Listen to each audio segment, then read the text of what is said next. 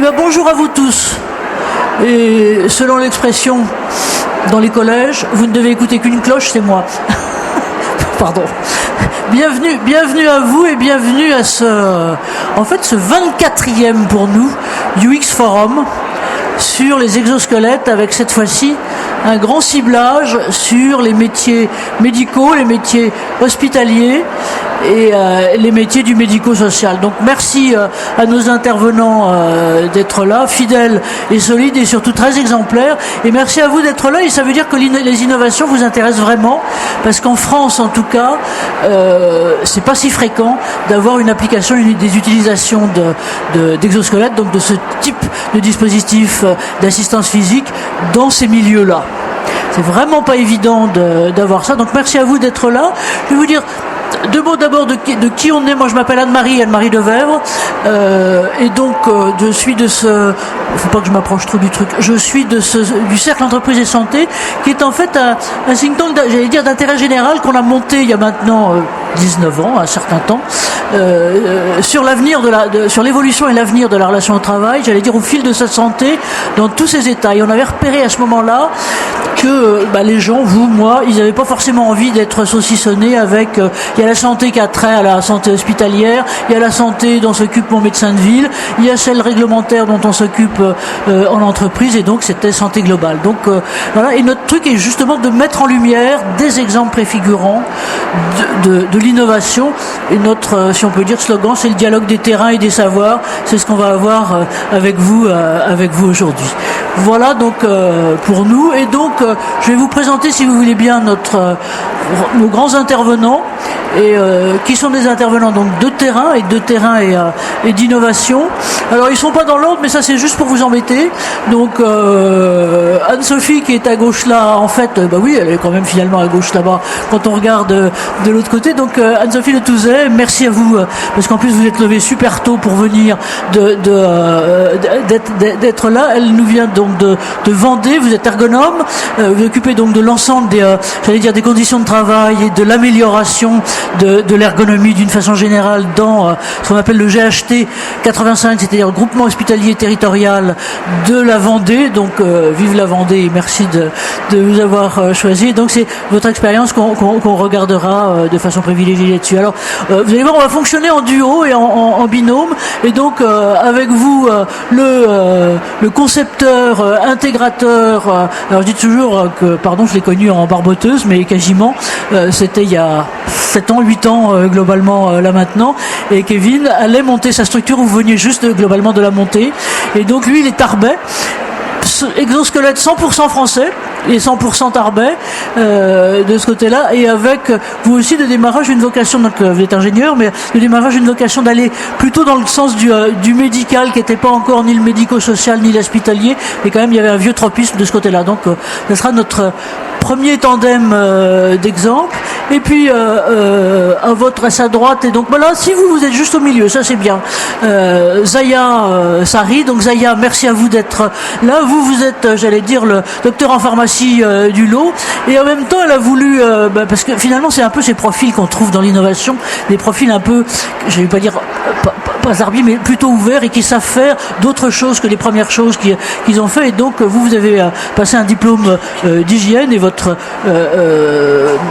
ambition et votre vocation maintenant est à l'intérieur donc d'une clinique donc qui fait partie du groupe LSA, on en dira deux mots tout à l'heure, et de développer justement ce qui peut permettre à la fois la performance et en même temps d'alléger au mieux les conditions de travail. Et avec elle, son binôme, alors merci à Anaïs d'être là, j'allais dire Anaïs, la fidèle Anaïs, elle est à la fois spécialiste de biomécanique, de prospective, mais aussi de facteurs humains, et je dirais d'ailleurs d'un certain côté le choix de nos intervenants ici pour ce 24e UX Forum, mais j'allais dire finalement aussi pour les premiers, c'est l'importance de la dimension du facteur humain dans ces trucs-là, parce que non seulement c'est, on en verra les concepts tout à l'heure, l'acceptation et l'acceptabilité, mais en gros, si on a de superbes machins qui sont pas suivis vie est suivie par personne, c'est vraiment pas la peine. Voilà. Donc voilà, et merci à vous d'être là. Et si vous voulez bien, on va commencer par notre premier exemple. Donc un exemple en duo.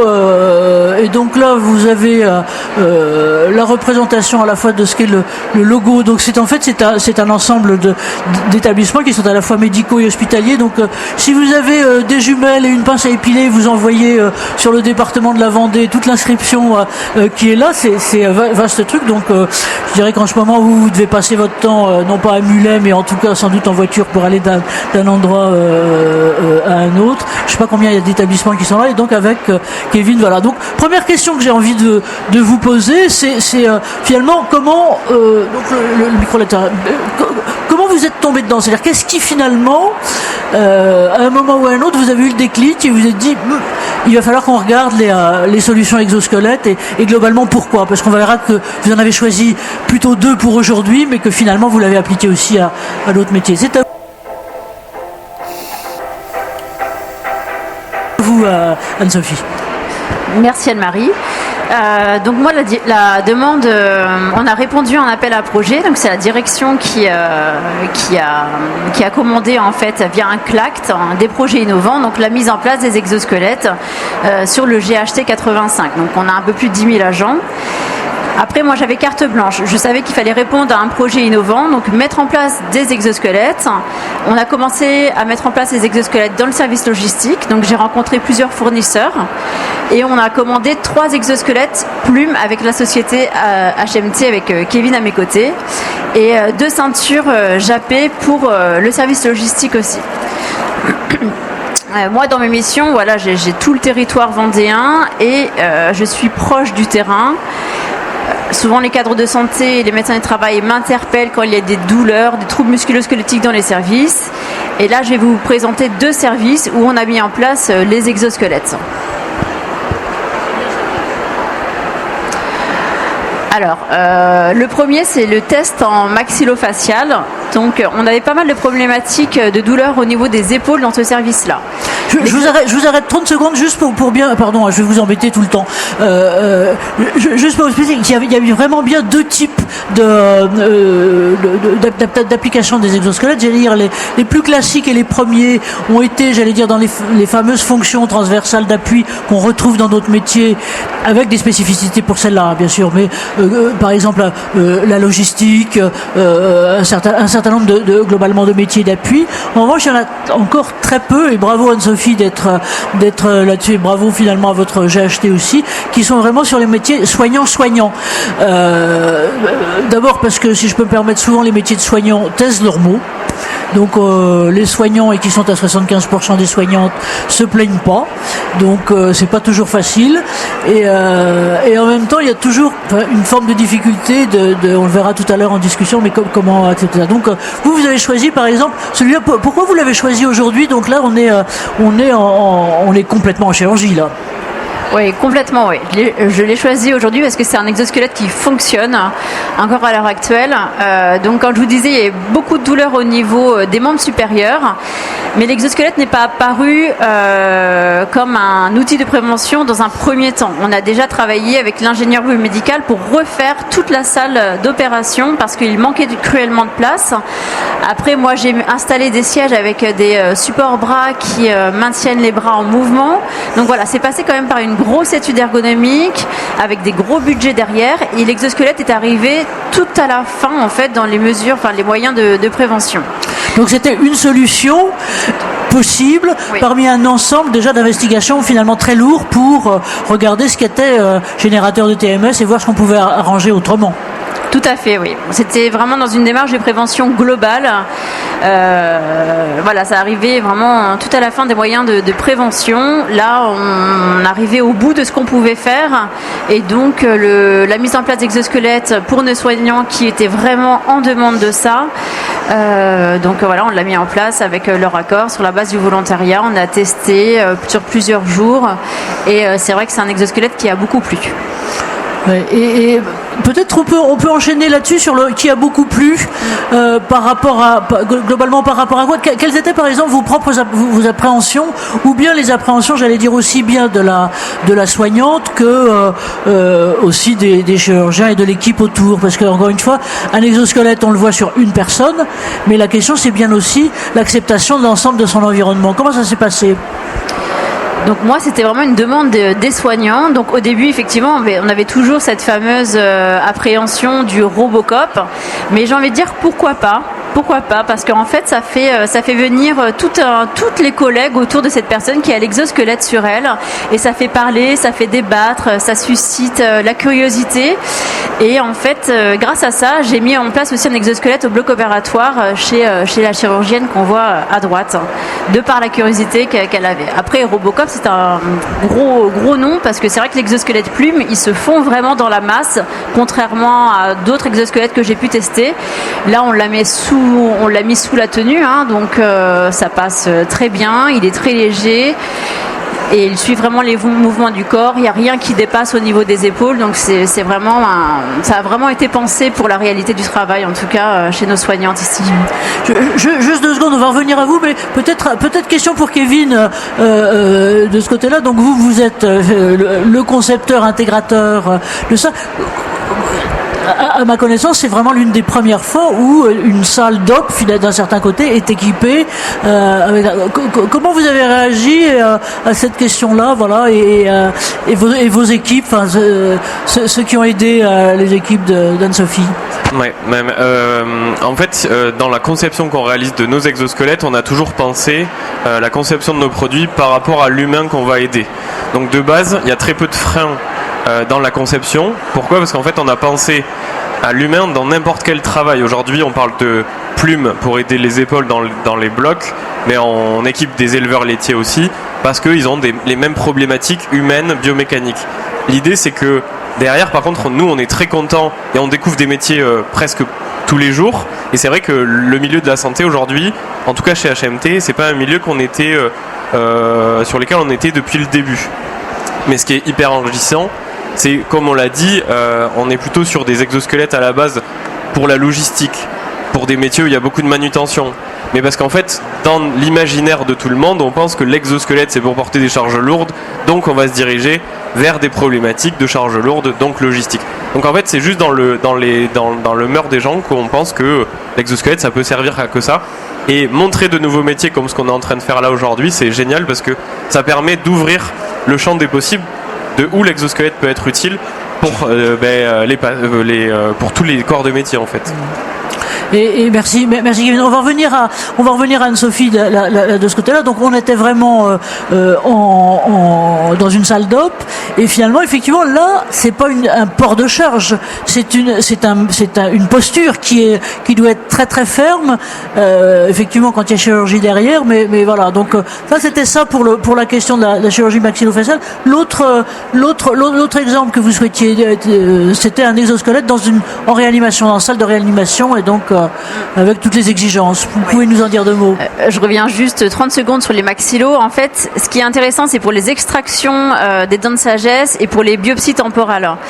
En fait, c'est des maintiens constants en position statique, prolongés dans le temps, face à face au chirurgien. Donc là, l'infirmière maintient ses instruments pour que la chirurgienne puisse avoir une vue globale sur la bouche du patient. Donc là, c'est les postures contraignantes, avec effectivement le poids des bras qui malheureusement donne des douleurs, des TMS aux IDE. Donc pour la réanimation, moi ça fait plusieurs mois que je travaille avec la cadre de santé qui a mis une nouvelle organisation du travail, un nouveau protocole pour le bio-nettoyage des chambres en réanimation. Donc là on est passé au 100% naturel, donc on a banni les produits chimiques par la mise en place d'un Sanivap. À chaque départ de patient, les soignants doivent nettoyer les salles du sol au plafond, en passant par les murs, les lits, enfin tout ce qu'il y a dans une chambre de réanimation. Avec ce nouveau système, on a vu une élévation des troubles musculo-squelettiques au niveau des bras, des épaules, des poignets, parce qu'il y a la lourdeur de la poignée du Sanivap, il y a le câble qui pèse très lourd au niveau du Sanivap, et en plus c'est un nettoyeur à haute pression, à haute température. donc qui peut fragiliser le système osséo-oculaire. Donc, effectivement, on a déjà fait une étude ergonomique en amont de tout ça, sans même penser que j'allais mettre en place les exosquelettes dans ce service. Donc, cette étude ergonomique est ressentie, donc on aboutit à un travail en binôme obligatoire, imposer des micro-pauses aussi dans ces tâches. Et en plus de ça, on a trouvé une petite astuce sur la mise, je ne sais pas si vous allez voir sur la photo tout à gauche, mais nous, on est doté de rails plafonniers dans les chambres de réanimation. On s'est dit, pour alléger le port de charge au niveau des épaules, des bras, des poignets, on va mettre le câble du Sanivaple sur le moteur du rail plafonnier. Donc ça, c'est une démarche assez intéressante qui a pu alléger aussi les postures contraignantes et le poids du dispositif. Bravo et merci à vous. Et juste dans le concept, parce que je trouve qu'il y a une cohérence complète et une convergence complète entre la préoccupation, j'allais dire, que vous avez d'un certain côté d'être plus propre, c'est-à-dire qu'en matière justement d'hygiène, c'est de ne pas utiliser de produits chimiques, donc d'aller vers une durabilité garantie hors produits chimiques, hors risques chimiques.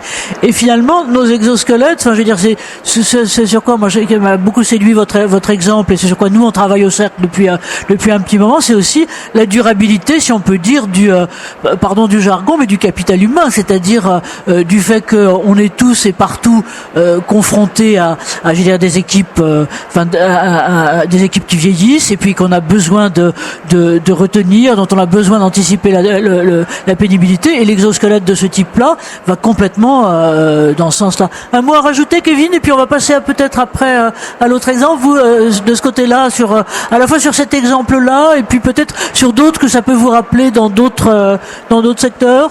Alors, ce que je pourrais juste rajouter par rapport à ce projet spécifiquement, c'est que du coup, le travail d'Anne-Sophie, il est hyper intéressant. C'est qu'aujourd'hui, elle arrive à organiser en fait des pré-déploiements d'exosquelettes, ce qui est aujourd'hui quand même difficile à faire, parce que il faut du temps.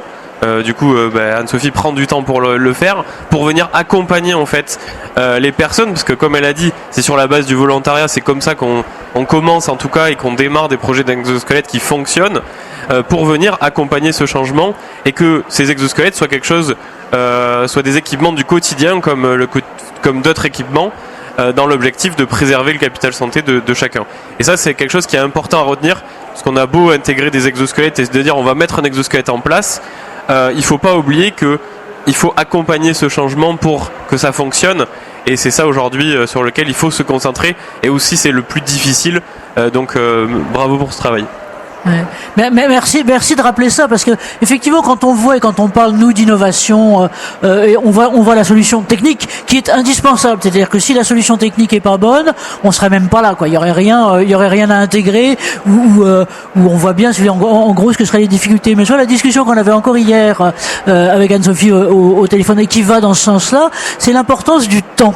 C'est-à-dire qu'en gros, l'humain, enfin nous, avant qu'on arrive à accepter les choses et qu'on arrive à intégrer, il faut du temps, et c'est du temps pédagogique, du temps d'accompagnement. Il faut pas brusquer, beaucoup écouter. Moi, c'est ce qui m'a aussi frappé à les voir fonctionner les uns et les autres, c'est la façon dont vous écoutez finalement comment une personne supporte, et peut-être qu'une personne supportera pas ça. Et donc, alors j'avais pas la photo de votre équipe, Anne-Sophie, mais vous disiez combien de monde là dans votre GHT On est un peu plus de 10 000.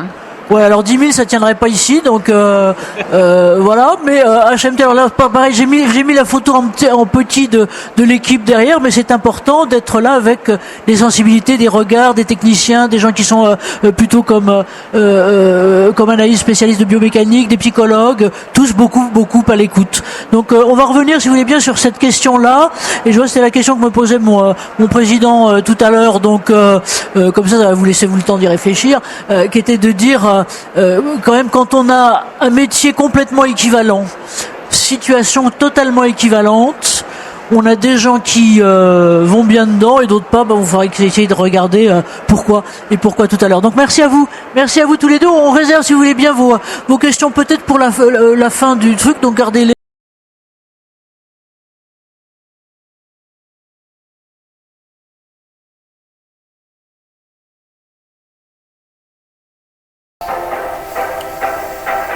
présenté. Et puis on va passer maintenant, si vous voulez bien, au deuxième cas. Et cette fois-ci, on est dans un établissement unique, donc on va pouvoir approfondir. On approfondit aussi les choses. Et c'est la clinique Saint-Louis à Poissy, qui fait partie du groupe. Alors je sais jamais si on dit Elsan ou Elsan. Elsan, pardon.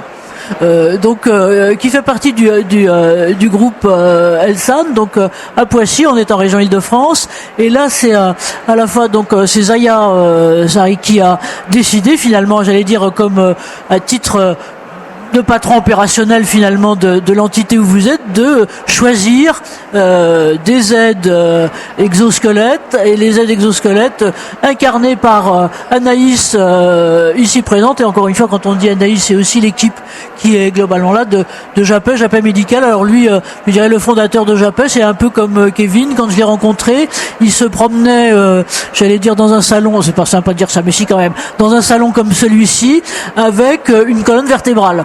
Et donc voilà, la colonne vertébrale, c'était son truc. Et comment est-ce que et depuis c'est devenu une belle success story aussi. Donc à vous, pareil. Donc là on est c'est un autre truc. Donc là on avait le regard d'une ergonome, là on a le regard de quelqu'un. Alors Zaya Julie, elle est pharmacienne, donc en gros de formation pharmacien, mais en même temps vous avez fait d'autres formations donc qui vous mènent vers l'hygiène, les conditions de travail et tout. Et c'est ça finalement votre objectif, c'est de marier tout ça autour, voilà, d'un secteur, et d'un secteur qui est aussi essentiel. Donc à vous de le présenter.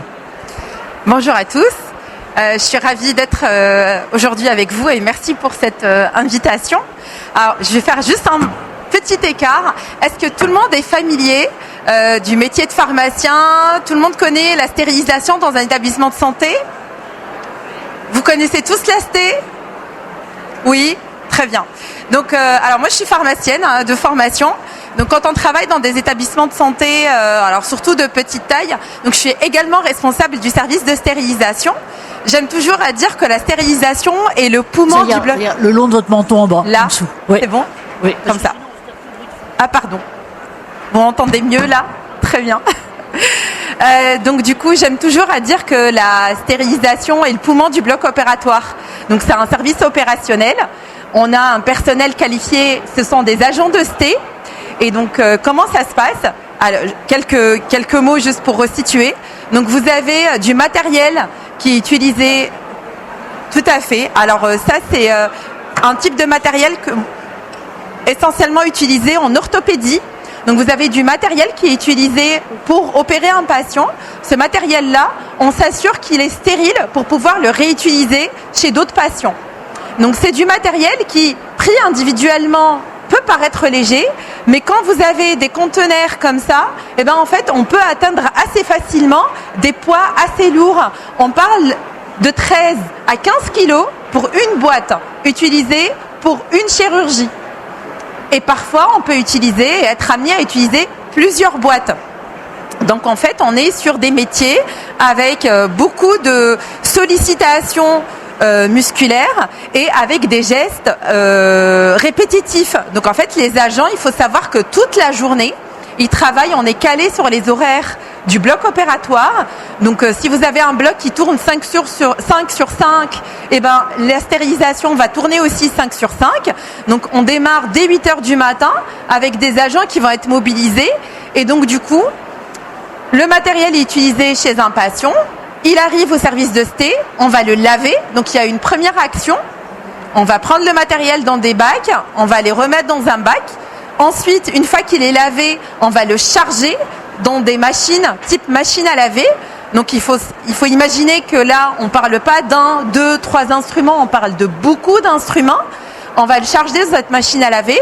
Il y a une autre équipe, parce qu'en fait on se divise en deux, qui est de l'autre côté, qui récupère le matériel lavé, qui commence à le ranger par spécialité, par boîte. Et donc du coup, on a un listing à respecter et on commence déjà à avoir du poids. Une fois qu'on a ces boîtes-là qui sont recomposées, donc on fait ce qu'on appelle une recomposition.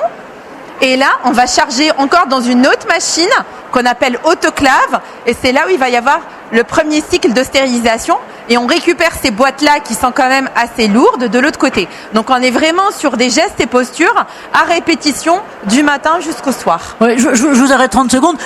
Merci, hein, votre exemple montre bien deux importances. D'une part, je trouve qu'à l'hôpital, peut-être plus qu'encore qu'ailleurs, la chaîne des intervenants, qu'ils soient soignants, qu'ils soient techniques, qu'ils soient des aides ou autres, est très très importante et finalement la qualité du soin, l'impact santé véritable pour le patient qui est quand même en gros l'objectif, est très très dépendant de la chaîne amont. Et ce que vous montrez là, c'est effectivement c'est un côté coulisses qui est pas du tout perçu souvent par les par les patients ou même par les Pékin de base tels qu'on est globalement tels qu'on est tous, et qui est très important. Et ce que vous montrez aussi, c'est finalement la pluralité qui est à la fois la pluralité et la diversité de gestes, de ports, de charges ou autres, et qui demande, alors comme ça, on a l'air, c'est comme les gens qui font du patin à glace, on a dit c'est très simple, il n'y a qu'à faire ça. Voilà, c'est pareil, c'est très simple, il n'y a qu'à penser à ça. Et derrière l'effort qui est derrière pour concevoir tout ça et pour intégrer, c'est tout à fait important. Donc vous l'avez essayé, vous avez essayé donc adopter les exosquelettes essentiellement dans ce type de service. Si vous aviez, par exemple, voilà, je vous pose une question un peu impromptue, mais si vous aviez à conseiller de l'utilisation d'exosquelettes ou pas ou autre à d'autres types de services, qu'est-ce que vous leur diriez d'avoir comme priorité, de vigilance prioritaire? Ça peut être par exemple dans d'autres établissements sur cette utilisation, mais éventuellement aussi sur d'autres.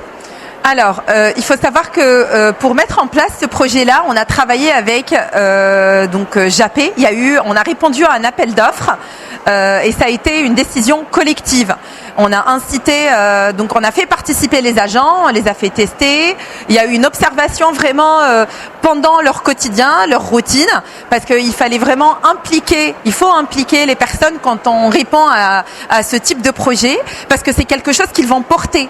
Donc au début, en fait, les personnes, quand vous leur dites, et c'est pas pour reprendre vos propos, mais il y a de l'appréhension parce qu'on va porter quelque chose et donc on sait pas trop. On a l'impression d'être un peu effectivement robotisé, mécanisé, avoir quelque chose sur soi. C'est très intrusif dans votre quotidien et donc du coup, les impliquer dans cette démarche-là, donc ça a été très bien perçu. Donc impliquer les professionnels, être attentive à leurs besoins. Nous, avant d'avoir mis ce projet-là dans l'établissement, il faut savoir qu'on a eu beaucoup d'accidents de travail. C'est normal, hein, vous avez des gestes qui se répètent, vous avez du port de charges lourdes, donc beaucoup de problèmes de dos, surtout. Et surtout, on a eu accident de travail, arrêt maladie, absence. Il faut savoir que c'est des personnes qui sont qualifiées. Donc, recruter sur ces postes-là, c'est pas si facile. Trouver quelqu'un le matin même pour remplacer au pied levé, c'est pas évident. Et donc, ce projet-là a diminué tout ça. Donc, avec vraiment un projet d'équipe. Bravo, et ça c'est bien effectivement de souligner ça, c'est que souvent on a tendance à penser que ce sont c'est pas sympa de dire ça, mais que ce sont de petits métiers de guerre d'importance. C'est ce que vous disiez bien, moi je me souviens quand on a préparé ça, c'est l'importance de la formation. Vous ne pouvez pas mettre n'importe qui aller chez un j'allais dire un vendeur de personnel d'intérim pour leur dire tiens là toi tu vas t'occuper de ça, c'est globalement pas possible. Et juste que vous rappelez bien là aussi, c'est que dans ces métiers, que ce que vous savez encore mieux que moi, c'est que les premières causes d'arrêt de travail, les deux, c'est les TMS en premier, beaucoup plus que dans tous globalement les autres secteurs.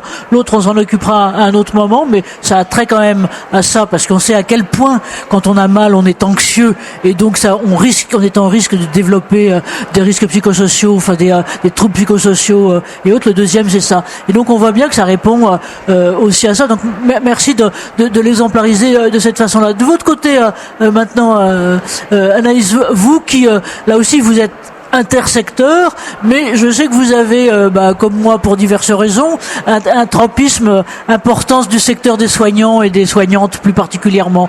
À la fois votre expérience et puis ce que vous a appris aussi le fait de travailler avec la clinique de Poissy, avec votre voisine. Alors c'est vrai que moi j'ai toujours eu la chance de travailler dans le secteur de la santé, qui est un secteur qui me tient beaucoup à cœur. Et dans le monde des exosquelettes, on a beaucoup équipé d'abord les chirurgiens. On avait beaucoup équipé, nous, de chirurgiens en bloc opératoire sur, effectivement, quand on doit être penché très longtemps ou on est debout en position statique, des personnes qui avaient mal au dos ou des dentistes qui penchaient au fauteuil sur les patients pour soigner, générer des problématiques ou des douleurs lombaires, jusqu'à arriver à des pathologies qui peuvent être invalidantes, de type hernie discale, qui empêchent la réalisation du métier. Mais ce qu'on voit de plus en plus aujourd'hui dans le secteur hospitalier, c'est qu'on va au-delà des soignants type chirurgiens et médecins, et où on arrive à équiper les équipes pluridisciplinaires. On voit maintenant de plus en plus les équipes de stérilisation où on n'imagine pas, effectivement, quand on est au bloc opératoire, la fourmilière qui a travaillé en amont pour rendre possible le fait de pouvoir opérer. Et effectivement, moi j'avais été assez impressionnée la première fois où je suis venue à la clinique de voir toutes ces personnes qui effectivement étaient très structurées sur ce qu'elles devaient faire, les métiers, leurs postes, et où effectivement elles étaient focalisées sur le fait qu'il n'y a pas d'erreur possible. En fait, c'est comme en chirurgie. On ne peut pas se permettre d'avoir quelque chose de mal stérilisé parce qu'on a mal. Le métier doit être fait à 100% et 100% bien, parce que le risque derrière, il est énorme. Et effectivement, c'est des personnes qui accumulent de la fatigue et du coup qui génèrent des troubles musculo-squelettiques parce que je prends pas le temps ou je prends pas soin de m'occuper de moi, ma douleur ou de moi, ma fatigue, parce que je dois être concentrée et focalisée sur ce que je suis en train de faire. Et c'est là où effectivement on doit être à l'écoute et on doit aussi aller recueillir des éléments et aller chercher l'information auprès de ces professionnels pour leur faire communiquer la fatigue et les douleurs qu'ils peuvent ressentir pour agir avant qu'il soit trop tard. Et je pense que c'est là où effectivement le travail, il est beaucoup sur la communication et de co-construire avec eux le fait de leur faire communiquer leur fatigue, leur douleur, trouver avec eux les solutions, leur faire tester pour les faire valider, les former, et ensuite ça se passe tout seul. Si on les implique dès le début du projet, il n'y a pas de mais pourquoi est-ce que ça arrive, pourquoi est-ce qu'on met ça sur le dos. Je suis informée puisque j'en ai moi-même fait du coup la demande, je l'ai moi-même testé, je l'ai moi-même validé. Donc il n'y a pas de raison qu'un exosquelette ne fonctionne pas si toutefois on a mis le bon exosquelette au bon endroit sur les bonnes personnes. C'est des projets qui fonctionnent et effectivement on en a deux preuves très concrètes aujourd'hui. Merci, merci à vous. Alors, on va peut-être tout à l'heure attendre aussi vos questions, mais ce que j'aimerais bien qu'on prenne globalement là maintenant, ça y est, j'ai perdu ma zapette, il faut que je la retrouve, non, la voilà, c'est peut-être les questions, j'allais dire pour vous tous, la question du facteur humain, parce qu'on voit bien, si vous voulez, en gros, que derrière ça, il y a des choix techniques. Moi, pour avoir suivi ces questions-là, depuis 2017, les premiers qu'on a organisés là, c'est vrai qu'au début, on avait plein de soucis techniques, parce que d'abord ces machins-là, ça pesait des tonnes, donc je me souviens, alors c'était un tout autre métier que j'ai complètement découvert. Je sais pas si vous savez ce que c'est que les tireurs de râteaux. Et moi, je ne savais pas ce que c'était qu'un tireur de râteau. C'est les types en voirie publique, dans les travaux publics, qui appliquent le goudron avec. Et c'est juste un métier épouvantable. Et mais simplement les trucs qui les aidaient. Voilà. Et donc le truc, c'était beaucoup de travailler sur l'allègement, sur un certain nombre de choses comme ça. Et j'allais dire, là, c'est un peu au concepteur que je vais poser la question tout de suite. Comment vous avez vu les choses évoluer? Et maintenant, alors bien sûr, vous parliez de fourmilières qui étaient derrière l'hôpital, mais il y a aussi derrière chacun d'entre vous d'autres types de fourmilières. Comment évoluent les critères finalement? Vous-même, à la fois les critères de vos utilisateurs, la façon de fonctionner, j'allais dire sur le poids qui est à la fois le mix de technique et le mix de facteurs humains. Comment vous l'avez vu évoluer tous les deux? Et puis après on vous posera la question à Zaya, à vous, si vous voulez bien aussi. Alors, c'est compliqué de répondre à cette question avec le peu de temps qu'on a, mais pour donner les exemples qui ont été dits, le mot être ressemblé à Robocop par exemple, c'est la perception du regard des autres dans le milieu. Est-ce que je me rappelle sur le premier salon qu'on avait fait en 2018, les gens venaient me voir avec l'exosquelette, ils me disent vous êtes handicapé? Et je leur ai dit pas spécialement, mais c'est pas parce que j'ai un exosquelette que je suis handicapé. Donc en fait, cette perception de à quoi ça peut servir peut créer en fait des effets de bord et une perte de confiance, une peur, alors que l'objectif c'est quand même d'aider les gens qu'ils aient un handicap, parce que ça peut quand même être utile pour les personnes en situation de handicap ou qu'ils en aient pas. Donc l'idée dans la conception, c'est déjà de concevoir quelque chose qui paraît moins imposant. On l'a vu tout à l'heure, les produits qui ont été présentés peuvent se passer sous les habits de travail.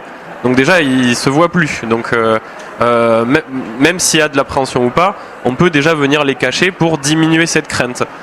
Et ça passe par cette conception, que ce soit le plus compact possible, le plus fin. Alors ça crée des nœuds au cerveau à nos équipes, mais on est là pour trouver des solutions. Donc c'est tout ça qu'on va regarder. C'est le retour qu'on a des équipes du terrain, des personnes qui font le travail, et on va faire évoluer les produits. Et comme vous l'avez dit, au début, ils étaient lourds, encombrants, pas pratiques. Aujourd'hui, c'est quelque chose c'est des produits qui s'inscrivent dans le quotidien. Merci. Et ce qu'on voit bien dans vos deux exemples, ce que vous disiez toutes les deux là, c'est la façon dont vous avez impliqué les équipes. Zaya, chez vous, ça s'est fait comment ?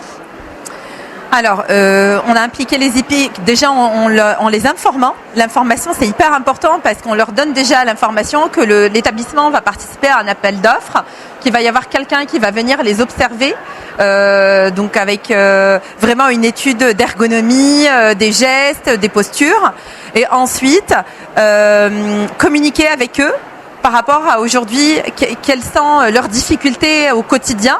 Donc, est-ce que c'est le port de charges lourdes? On va essayer de travailler dessus. Est-ce que si on leur apporte un équipement qui va les aider, est-ce que réellement ça va les aider? Et dans les facteurs humains, donc il y a eu deux choses. La première, c'est que les personnes qu'on avait impliquées avaient adhéré, et les nouveaux recrutements qui sont arrivés derrière, il y a eu de la résistance parce qu'ils n'avaient pas l'habitude d'utiliser ce type de matériel dans leur établissement, parce qu'ils le trouvaient lourd, parce qu'ils se disaient c'est encombrant. Et il faut savoir que pour porter des exosquelettes, il faut habituer le corps. Donc c'est une augmentation de temps de port qui est progressive. Ça veut dire qu'au début, on va le porter 1 heure, ensuite on va le porter 2 heures, ensuite on va le porter 3 heures, jusqu'à s'habituer et pouvoir le porter une demi-journée assez facilement. Et accompagner ça, donc il faut être sur le terrain, il faut leur parler. Donc le facteur humain a toute son importance et on le voit. Merci à vous. Anne-Sophie, l'optique est à la fois l'ergonome et puis aussi celle qui anime finalement et qui anime des établissements différents. Oui, donc si je reprends l'exemple de la réanimation, moi je l'ai proposé parce qu'on a testé un autre fournisseur de Saniva pour voir si c'était plus léger pour les soignants. Et en fait, non, pas du tout, les douleurs étaient encore là. Donc je leur ai proposé dans une démarche participative de tester sans obligation sur la base du volontariat l'exosquelette plume. Après, moi, l'adhésion, elle vient du terrain. Effectivement, il y a un groupement de soignants qui vient s'agglutiner autour de la soignante où j'ai mis l'exosquelette plume. Mais c'est chouette parce que là on a eu les réactions en direct. Moi c'est vrai que j'ai des mots forts de la soignante en disant que c'est impressionnant, c'est magique. Il faut savoir que la soignante que j'ai pris en photo, à la base, au bout de 5 minutes, elle a des douleurs quand elle commence son bio-nettoyage sans l'exosquelette. C'est une soignante qui ne pouvait plus faire le nettoyage de la chambre du début jusqu'à la fin. Là, dès le premier test, elle a fait son nettoyage du début jusqu'à la fin. Nous, on recherche pas ça. On recherche pas forcément une performance en plus. On cherche à préserver sa santé. Mais là, c'est vrai que quand on voit ça dès le premier test, c'est vraiment magique, en fait. Et donc, l'adhésion, elle vient du terrain et pas de nos beaux discours. Merci de la magie du terrain, parce que c'est effectivement la magie la plus importante. Et donc, on voit bien aussi un peu deux cas de figure. Et j'aimerais bien aussi que vous expliquiez là-dessus, c'est que là, votre personne en question, là, qui a plus qu'expérimenté, mais qui a vraiment adopté, elle avait déjà mal. Donc, on était dans une situation, je veux dire, qui était certes de prévention, mais qui était aussi de soulagement, d'apporter un confort et globalement de retirer une douleur. Et moi, j'ai souvenir de certains de nos ouailles, si on peut dire, et de nos cobayes qui n'avaient pas cette douleur. Donc comment est-ce qu'on fait? Donc voilà, votre job, j'imagine un peu à tous d'ailleurs, c'est à la fois bien sûr de venir là pour soulager, mais qu'est-ce qu'on peut faire pour éviter qu'ils souffrent, et comment est-ce qu'on peut, encore une fois, le facteur humain dans ces cas-là, comment est-ce qu'on le travaille? Alors, je pense qu'à peu près tout a été dit. On voit qu'il y a deux grandes clés si on veut que ça fonctionne dans l'intégration des exosquelettes. Il faut effectivement qu'il y ait une adhésion du terrain. L'adhésion du terrain pour une personne qui a mal, effectivement, elle va être rapide. Elle met l'exosquelette, elle se rend compte qu'elle n'a plus de douleur, qu'elle peut réaliser son activité.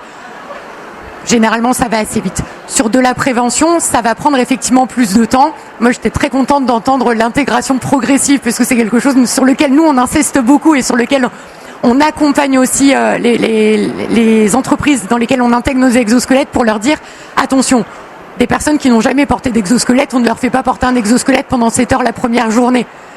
Moi, je prends toujours un exemple tout simple. Acheter une nouvelle paire de chaussures, pour peu qu'elle soit un petit peu à talons, on la met pas à 7 heures les premiers jours, sous peine de voir la paire de chaussures. Surtout, par exemple, pour venir piétiner dans un salon une journée et que vous avez des chaussures neuves, c'est absolument l'effroi. Voilà, on risque de la mettre au fin fond du placard et de plus jamais les reporter. C'est pareil pour l'exosquelette. On veut pas que l'exosquelette il finisse au fin fond d'un placard à ne jamais plus être utilisé. Donc on y va progressivement dans le temps de port. Mais tout ça, du coup, ça ne fonctionne que si on a une personne qui est dédiée pour aider, accompagner, soutenir les équipes dans l'intégration de ces solutions. Si vous mettez l'exosquelette, que vous le donnez aux collaborateurs et que vous leur dites mettez-le progressivement, débrouillez-vous avec, c'est pareil, ça ne va pas fonctionner. Et on le voit avec le travail d'Anne-Sophie et d'Aya. Ce qui a fonctionné, c'est qu'il y a eu un accompagnement des équipes à l'intégration de ces solutions. On les a formés, on les a suivis au quotidien, on les a accompagnés et on les a écoutés. Et en fait, les clés, elles sont là. Accompagner les collaborateurs et les écouter réellement sur leurs besoins pour leur apporter la solution dont ils ont besoin. Merci. Et pratiquement, donc on voit bien une démarche finalement, c'est comme beaucoup de choses, c'est-à-dire c'est une forme de démarche de séduction, je peux me permettre. C'est qu'ils vont vous tourner autour, et puis se dire petit à petit, bah tiens, ça pourrait peut-être me servir un peu. Comment on arrive, je veux dire, à la fois à déclencher la chose et en même temps, je repose la question de mon président, à bien prendre en compte la personne. Oui, vous pouvez avoir 2 infirmières, 2 aides-soignantes, 2 personnes qui s'occupent de stérilisation. L'une va dire oui tout de suite, l'autre pas. Comment vous arrivez j'allais dire, parce que ça veut dire vraiment que vous êtes bien équipé en psycho, si je peux me permettre, au moins dans votre propre cerveau, pour pouvoir arriver à ça. On va peut-être laisser parler le terrain, mais moi je pars du principe effectivement qu'on est sur des nouvelles technologies d'assistance physique portées par l'homme. Même si les solutions qu'on a présentées aujourd'hui, c'est des solutions qui ont été construites pour l'homme et avec le terrain, donc on est 100% adapté à l'homme. Ça n'en reste des technologies qui sont nouvelles et où on ne peut pas imposer le port d'un exosquelette, ça ne marche pas. Du coup, on commence par les volontaires. Et en fait, c'est les collègues qui vont en fait en discuter naturellement entre eux. Moi, j'ai beaucoup de retours où effectivement les entreprises elles commencent par quelques exosquelettes qui vont tourner sur les volontaires. Et puis généralement, quelques temps après, on nous rappelle en disant bah, en fait, on a des nouvelles personnes à former où on veut faire l'acquisition de nouveaux exosquelettes. Et quand on arrive et qu'on rencontre de nouveau les collaborateurs, et qu'on leur pose la question, mais qu'est-ce qui vous a fait changer d'avis? Pourquoi est-ce que vous avez décidé aujourd'hui de rentrer dans le protocole d'intégration des exosquelettes? Et ben en fait, ils nous disent, au début, j'y croyais pas trop, j'avais peur, je savais pas. Et puis, en discutant avec mes collègues, effectivement, elles nous disent qu'elles sont moins fatiguées à la fin de la journée, qu'ils ont moins mal. Et du coup, je me dis, pourquoi pas moi? Pourquoi est-ce que moi aussi, je pourrais pas en bénéficier? Donc, il faut commencer par les personnes qui ont envie, et laisser en fait les collègues et le terrain effectivement faire leur propre retour d'expérience pour déployer et être présent et valider ou autoriser dès lors qu'on a une nouvelle personne qui se présente pour intégrer ces solutions. Ça passe toujours par l'accompagnement. Merci bien. Moi j'ai une question aussi pour vous, parce que finalement bon, vous êtes venu, comme dirait l'autre, il y a de la lumière, ils sont sympas, voilà, de la curiosité. Est-ce qu'il y a chez vous déjà des utilisatrices, des utilisateurs, des prescripteurs d'exosquelettes ou voilà, vous êtes venu dans quelle idée de regarder comment ça marchait, par exemple, vous madame, voilà, les unes les autres. Allez, 10 secondes de micro. Non, on est venu, c'est vraiment de la curiosité. En fait, on est infirmière co en SIAD, donc à domicile. On gère une équipe d'aides-soignants Et c'est vrai que la pénibilité du travail, le nombre d'arrêts maladie et notamment d'accidents de travail est juste dingue et ça ne va pas en s'arrangeant. Donc voilà, le concept est incroyable. Enfin, si on pouvait le mettre en place partout, ce serait dingue. Merci de ce retour, et ce qui est extrêmement important, parce que c'est vraiment la question. Et nous, on a décidé, pour vous dire, on va continuer là-dessus, sur ce qui est effectivement ou les infirmières à domicile, ou les aides-soignants à domicile, parce que là, c'est la même chose. En gros, il y a d'énormes besoins, et il y en a d'autant plus que, si je peux me permettre, dans leur lit à la maison, il y en aura de plus en plus. Donc, qui voulait répondre à ça, peut-être? Moi, je trouve que ces métiers, effectivement, ils sont hyper intéressants parce que, autant dans le milieu hospitalier, en termes d'ergonomie, on peut beaucoup travailler. Parce qu'on est dans un environnement qu'on connaît, qu'on maîtrise, donc on peut aménager. Voilà, on voyait qu'il y avait des rails au plafond, on voit qu'on peut mettre des tables élévatrices pour mettre à hauteur. Quand on travaille à domicile, en fait, c'est compliqué. On travaille au domicile de la personne. Donc si la maison est petite, qu'on doit naviguer autour du lit, on peut pas mettre de rails au plafond. Donc il y a des aides techniques qui peuvent exister. Mais c'est là où effectivement des solutions de type exosquelette qui sont nomades et du coup facilement et installables et désinstallables pour l'utiliser à un moment T, ça devient des solutions qui sont pertinentes. Merci, madame. J'ai pas craché dans le micro. Bonjour, je suis infirmière en médecine du travail et en fait je suis venue en me disant enfin, parce que depuis des décennies que je me dis la Sécu aurait dû vous contacter les fabricants d'exosquelettes, contacter les ergonomes pour fabriquer, ne serait-ce que pour les poignets. Il n'y a pas un bureau où on a pas mal, même des tout jeunes hommes ont mal au poignet parce qu'ils connaissent pas la position. Un exosquelette, ça vous évite d'y penser. Dans les cuisines, il n'y a pas un travailleur qui n'est pas mal pareil au poignet et rien qu'en tenant un couteau. Donc, quoi faire pour tenir le couteau à sa place? Dans les supermarchés, il n'y en a pas un qui a pas mal. Et maintenant, en plus, on leur demande avec les mains de déchirer les cartons pour les mettre à plat. Même les tout jeunes ont déjà mal. Donc, il n'y aurait pas un exosquelette qui puisse juste faire un crochet avec les doigts à leur place.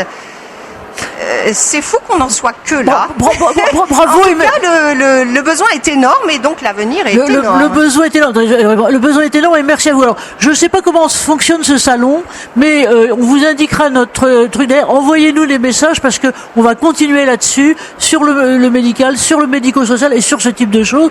Et puis juste pour répondre à vous, un truc en matière d'exosquelette qui m'avait hyper complètement scotché il y a quelques années. Alors tout à fait autre métier.